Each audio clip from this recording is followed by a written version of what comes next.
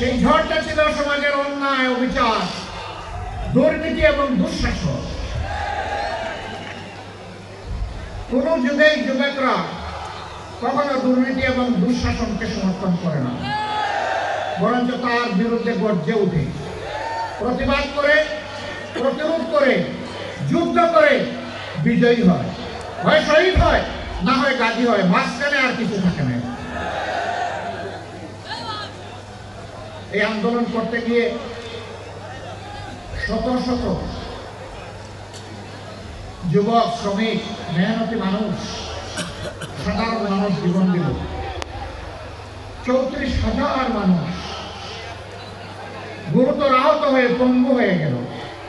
কারো দুটি চোখ নেই, কারো দুটি পা নেই, কারো এক পা নেই, কারো এক হাত নেই। কেউ মেরুদণ্ড গুলিবিদ্ধ হয়ে বাসায় কিংবা হসপিটালে একটা জীবন্ত লাশ হয়ে উঠে বসতে পারে না, নিজের প্রয়োজন সারতে পারে না। তাকে চালানোর জন্য 1 বা 2 জন মানুষের সহযোগিতা প্রয়োজন হয়। এত ত্যাগের পরে সমাজে অন্তত লক্ষ্মীপুরে কোনো চাঁদাবাজি নেই। লক্ষ্মীপুরে চাঁদাবাজি আছে? শিওর আপনারা? এখানে কোনো দুর্নীতি নেই, এখানে কেউ কোনো কিছু অন্যায়ভাবে দখল করে না।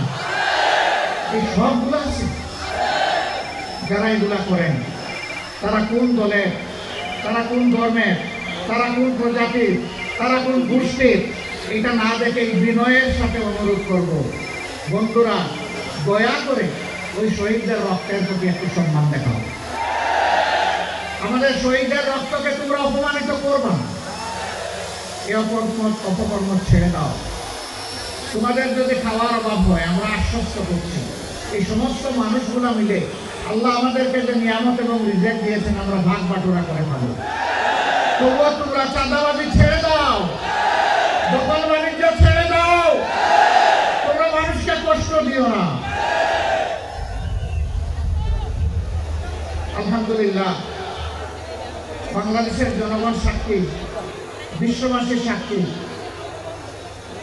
2009 সালের 10 জানুয়ারি আওয়ামী লীগ ক্ষমতায় আসার পর 2024 সালের 5 আগস্ট পর্যন্ত যেই দলের সবচেয়ে বেশি সংখ্যক শীর্ষ নেতাকে খুন করেছে তার নাম হচ্ছে বাংলাদেশ জামাত ইসলামী। এক এক করে 10 জনকে খুন করেছে, আর আল্লাহ একজনকে বাঁচিয়ে রেখেছেন। তিনি হচ্ছেন আমাদের ভাই এটিএম আজহারুল ইসলাম।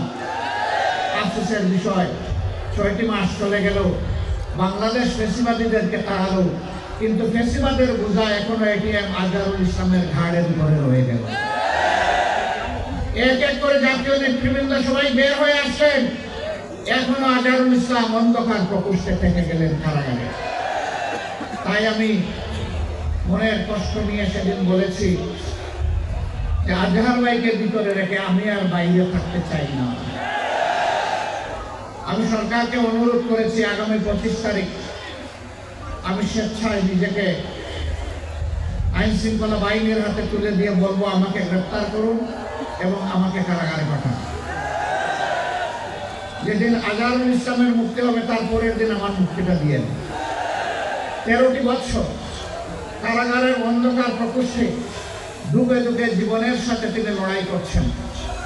এই সময়টা প্রিয়তমা সহধর্মিনীকে তিনি হারিয়েছেন। এই সময়টা তার পরিবার ছিন্ন ভিন্ন হয়ে গিয়েছে। সেই মানুষটার উপরে আর জুলুম করবেন না, দয়া করে তাকে এখনই মুক্তি দেওয়ার ব্যবস্থা করুন।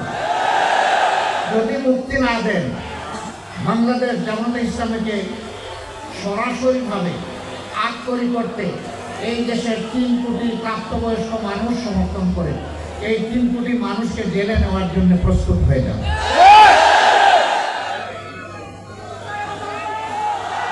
আমার সম্মানিত ভাইরা, এই 54 বছরে